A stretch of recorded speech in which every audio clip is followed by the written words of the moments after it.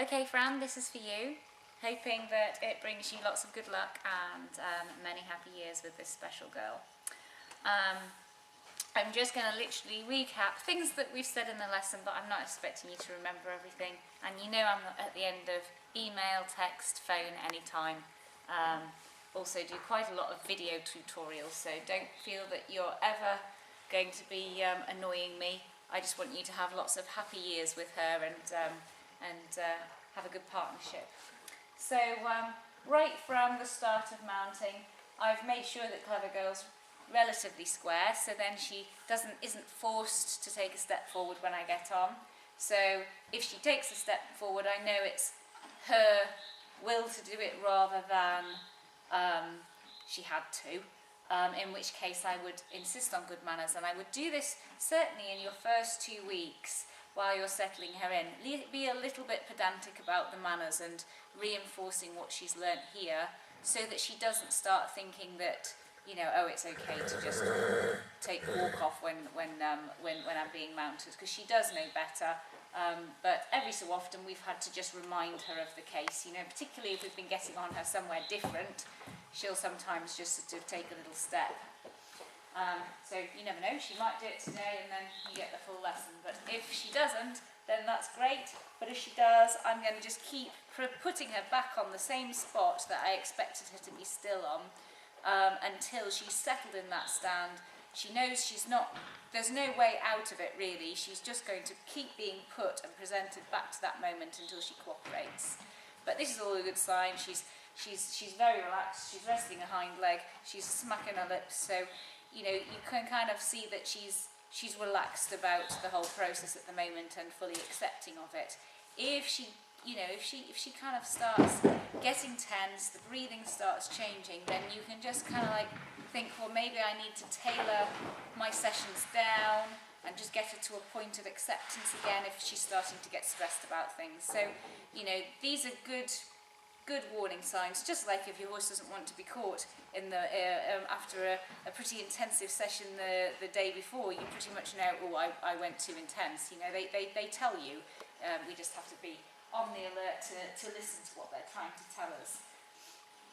So it doesn't mean that it's a bad thing the day where a horse doesn't let you be caught. You just use it as a message of, oh, okay, so we need a nice sort of relaxing session today, or a more sort of settled, laid-back session. Maybe we just bring the training or the amount of work back a little bit until they're marching up to you in the field and wanting to be caught again. We can all have off days as well, but on the whole, a happy horse that's always wanting to cooperate means that you're working your program just within their comfort zones, and they're fully happy to be getting on with it. Hey, it's Mr. Beecham's, isn't it? What a good girl. What a lovely stand that was, hey? So I would always put her back on this spot if she starts walking. I mean, I don't mind a little adjustment and a shuffle like she just did then, but I would want her to stand until I give her a definite signal that I want to go. So you then have to be very disciplined that you don't ever just run your getting on into going. Otherwise, it almost encourages them to be anticipating the go. So before I ask her with my legs, I definitely do. I'm getting ready to ask you something, and you can see just from me sitting taller and picking up the reins, she's starting to adjust herself so she's ready to go. And the good thing is she hasn't gone yet. You know, she is waiting for the leg signal. But if I'd got on and the leg signal had come on before I'd even prepared her, she'd probably be forced into taking a step which could be jarring, rather than, as she's done now, she's picked herself up and she's ready to go, but it's not going to be a surprise to her. She's not going to take a false step that could end up hurting her a little bit, particularly if you're on concrete or something slippy. Suddenly them making a step before they've thought about it can cause a lot more sort of jarring than we appreciate. Good girl. Okay, lovely. And walk on, good girl.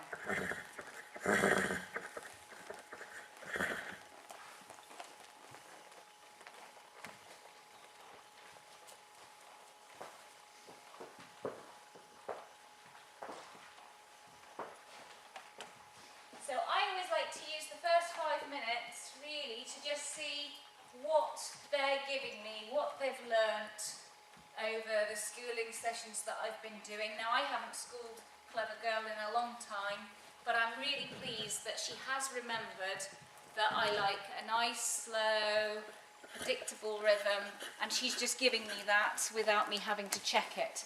So, again, if you find you've progressed your work and she starts giving you a very rushed walk, you know, before you carry on with what you're doing, bring her back to the basics. Sometimes you know, everybody does, when they're schooling and training a horse, they'll meet certain walls when they've introduced a new subject, and the horse you almost lose, because it's learning the new thing, you almost lose the qualities you originally had. So this is what this training video is all about, really, is just to remind you of what the basics are and what to just come back to, what to try and install in the first 2 weeks of having her.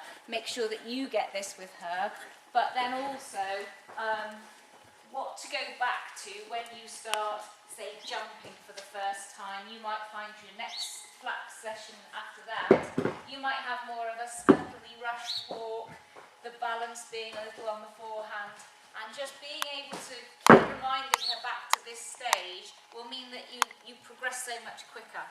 So it's just revisiting the basics and reinstalling them, even though you might be progressing things further on in what you're expecting her to do. So I'm literally just seeing how much she's responding to me bringing the weight over one direction or the other, and just keeping. I like the fact that when she was thinking, oh, hang on, that's a new signal, she paused. So just trying to make sure that, you know, throughout whatever you do, that you keep allowing her to think, keep allowing her to sort of work with what you're wanting to do.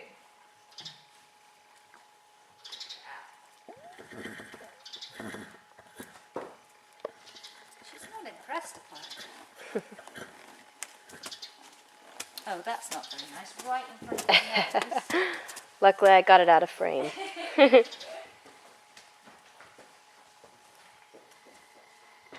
calling card.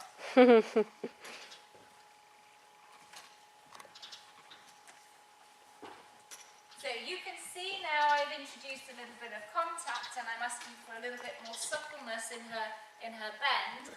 And she's sped up the rhythm a little bit, so it's kind of like, well, hang on now, where was that rhythm before I just picked up a bit more rein, and just make sure that I get it back. So from her starting point, just make sure that then as you just within sessions and in between sessions, you just keep making sure that she remembers that just because you're asking something different, or you're bringing the focus onto something else, that she's not to forget the initial stages.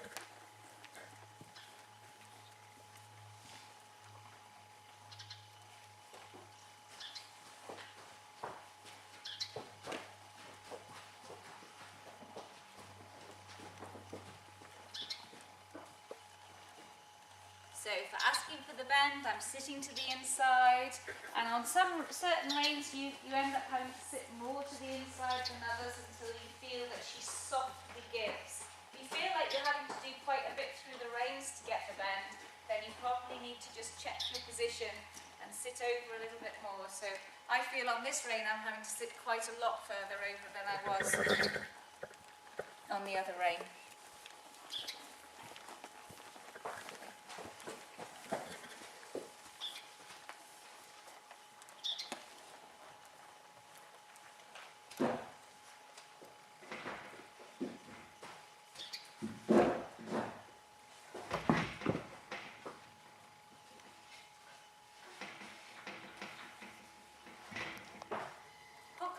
she's got two randy men looking at her, doesn't she? She does. Both climbing the wall trying to get in with her. She's doing very well to just ignore them. Yeah. Good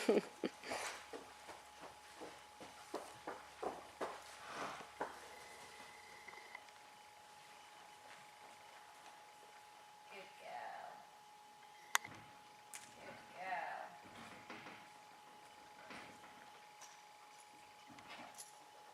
Very good. Yeah, well done you. That was nice.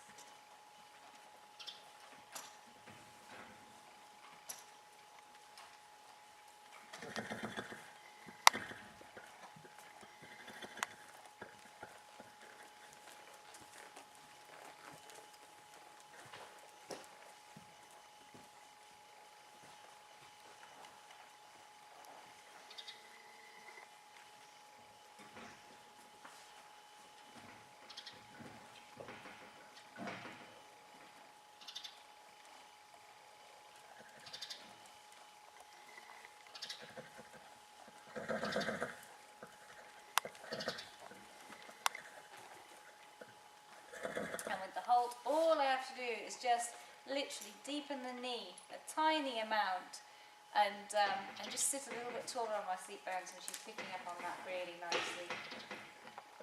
You've got good at your holds now, haven't you, sweetie? There's a good girl.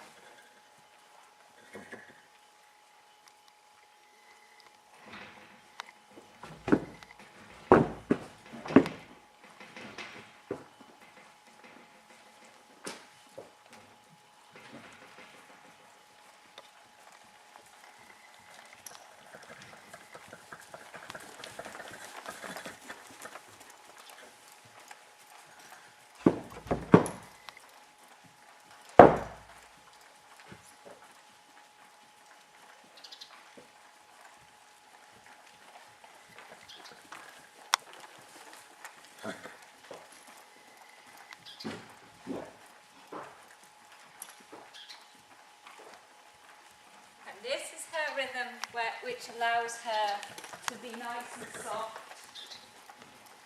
If you go any quicker than this, she tends to start to just tense up a little bit. You can feel more tightening in the muscles. You can feel more sort of snatching on the reins. So keep persisting with this kind of a rhythm in her schooling work, and then you'll find as this becomes just so much easier for her, you'll be able to lengthen her stride and put more power into the trot. But if you rush the trot, you'll end up just getting a little bit more tightness and tension in her. Good girl.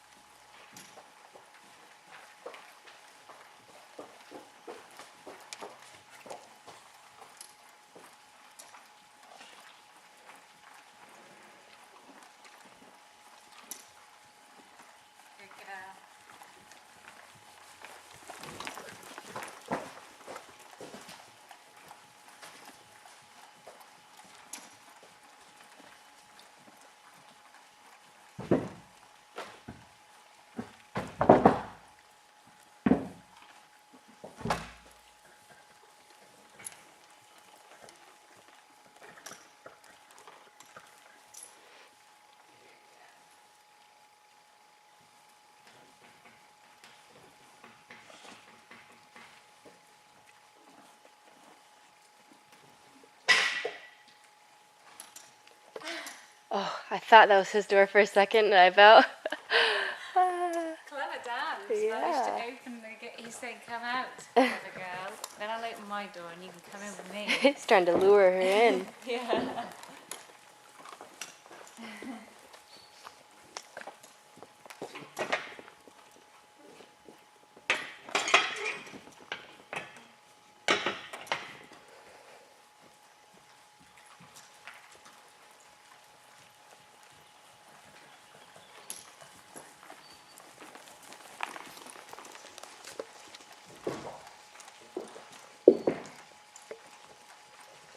So always in the trot, I'm trying to work with her rhythm and just get her to stretch out onto a slightly longer stride, slightly longer outline, so that she doesn't curl up too much, which she, has the tendency to do if she gets tight or tense. Good girl.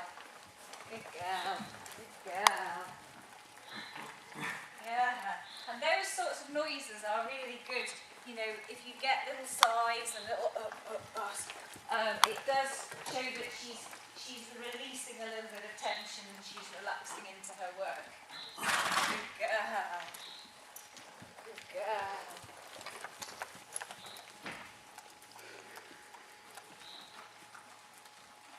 And walking. That's it. Good girl. Walking on. Walking on.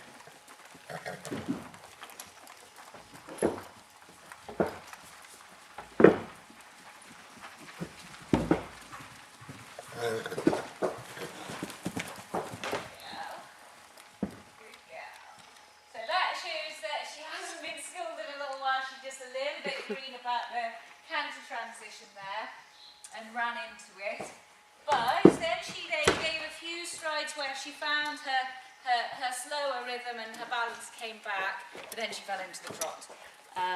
So I'm going to see if we can get just a little bit more confidence for that transition. Let's see if I can get the rhythm just a little bit slower.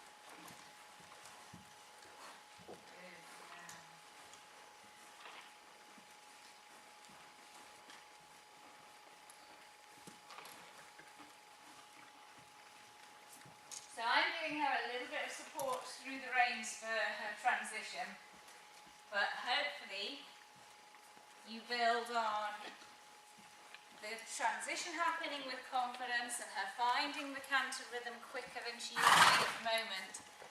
And when it's as easy as that trot is, then you know it's the time to start with things like jumping.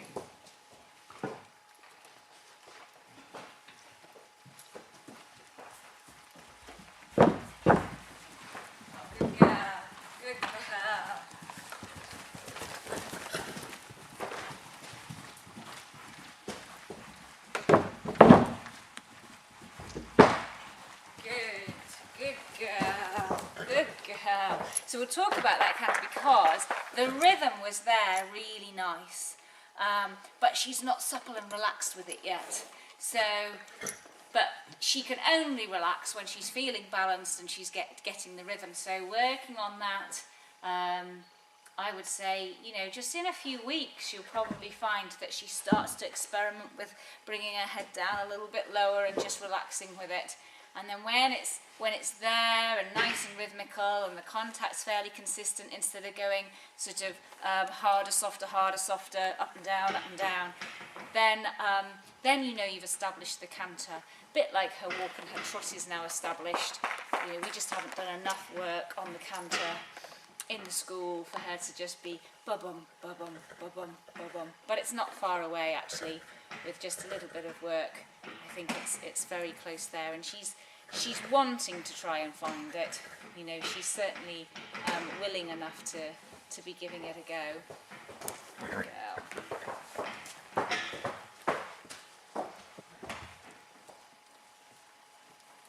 And then in between, because we've worked on the canter now, I'm just wanting to get back to that walk where the rhythm was regular. And you see she's anticipating, oh gosh, we're going to be working on the canter again. And so I'm just going to spend a few minutes now reminding her of, I know, where's your foundation, what's your basics, what do we like? Good girl. So as soon as I feel her wanting to launch herself forwards and get on with it, I'm bringing my weight back. I'm trying to give her the rhythm through mainly my seat, but also my reins.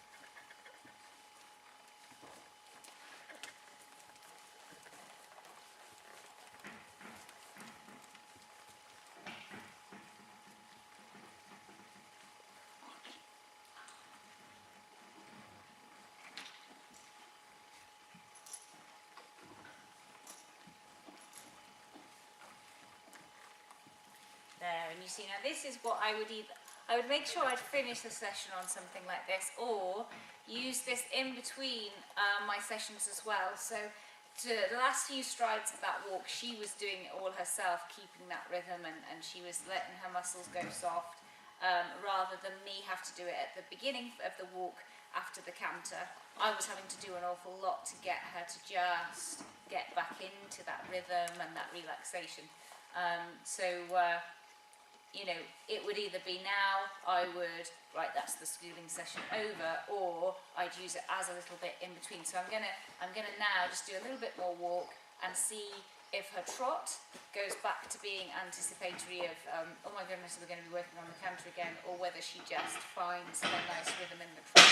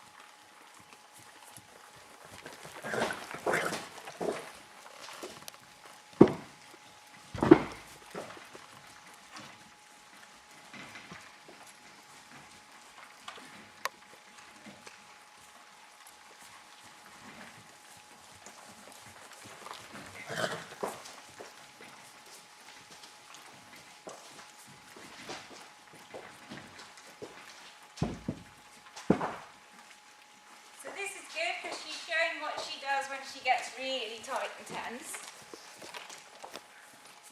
Where she's squashing her body up. And the rhythm goes all sort of chippy choppy, sometimes fast, sometimes slow, sometimes fast, sometimes slow. And you just have to kind of, in that situation, you just have to have a metronome going on in your head. And you just have to try and keep to that metronome as much as possible. Use your upper body to slow her down, use the reins to slow her down, but always letting her know that she can take that contact forwards and she doesn't have to rush. So she can stretch forwards, but still maintain a slower rhythm.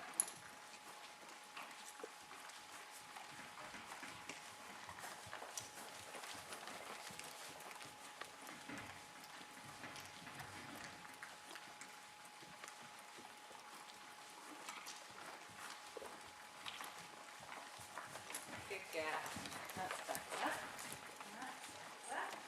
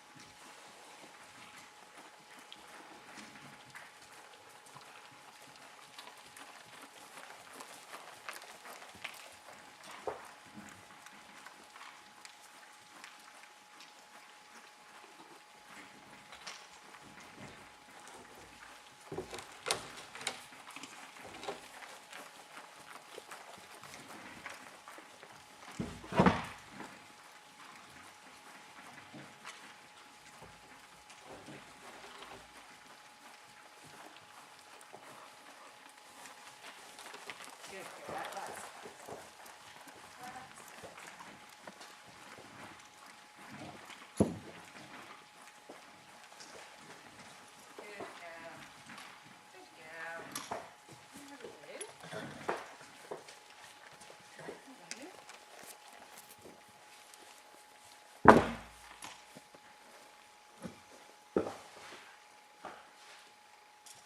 there's no reason why you can't do all that in rising trot and use your rising to help slow her rhythm down.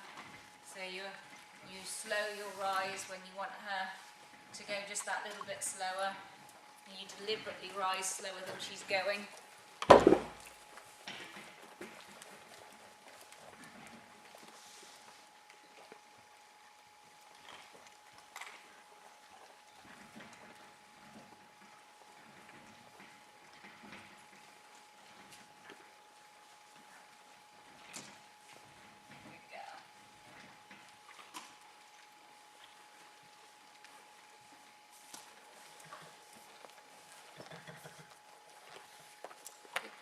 So when it's easy for you to put her in a regular walk rhythm, a regular trot rhythm, a regular canter rhythm, that's when I'd start bringing in jumping. I mean, if you were out on a hack and there was a ditch or a log in the way, absolutely fine, just sort of pop over it. Provided you ride your line with her and she's not tense and sort of like not really listening to you, then she'll pop over any obstacle that's in your path. I mean, I took her out yesterday and popped her over a few things, and she was as honest as anything. But I could imagine that if she started to just race on a little bit and almost going quicker than her thought process, I would imagine she would be the sort that would just go round it, you know, sort of like, rather than put herself in the danger of going over something when she's running away with herself a little bit, she would definitely, I think, go for the easy option of ducking round the side of something. So you want to be fairly confident when you start actually properly introducing jumping to her, that you've got control of the rhythm and control of the direction. Because if you can keep the rhythm the same, and fire her on a straight line, she will just pop over it. And she's got certainly no problems with jumping anything that I've popped her over. But if the rhythm's wrong and everything else, I could imagine that you'd end up sort of becoming a little unstuck about it, and her not particularly enjoying it. But certainly if you keep your focus on regular rhythm, relaxation, and direction, she's going to have a nice little jump in her. Really, she pops things perfectly capably. And then the only other thing that I'm going to share with you is, we've always done circular rides out from here before, but I did my first out and back ride with her, and when we turned, she started jogging. And I was like, oh no, we're just walking. She was just getting herself into a sort of jiggly, joggy mess about it all. So what I did, when she wasn't, I tried to check her to walk 3 times, and when she immediately then picked up the jog as soon as I'd relaxed with her in the walk, then after 3 times of me asking for the walk, I just thought, well, this is not happening this way. So I turned her and started walking back away from home again. And then, of course, her walk was very easy. And I was like, what a good walk. That's a lovely walk. And then I turned her and she walked, and then she started to jog again. And so I turned her away from the home again, and then she walked, and I could praise her for a really good walk. And after probably about 5 turns, when she popped into a jog, 5 turns of taking her back away from home, she got it. And she understood, oh, hang on, I'm not going anywhere if I jog. And so we managed to get a lovely walk all the rest of the way home. So just in case you have out and back rides, I thought I would tell you what I did with her in that situation, and she did seem to get it and understand it. And then, rather than me having to try and be continually making her walk, she just walked herself, you know. So I basically taught her that there was no advantage to jogging at all. So if you have an out and back ride and she does the same with you, you might want to try the same technique, because hopefully she'll have a bit of memory about the fact that, oh, if that's your way of approaching this jogging thing as well, then I might as well just pack it in right now, because it doesn't get me anywhere.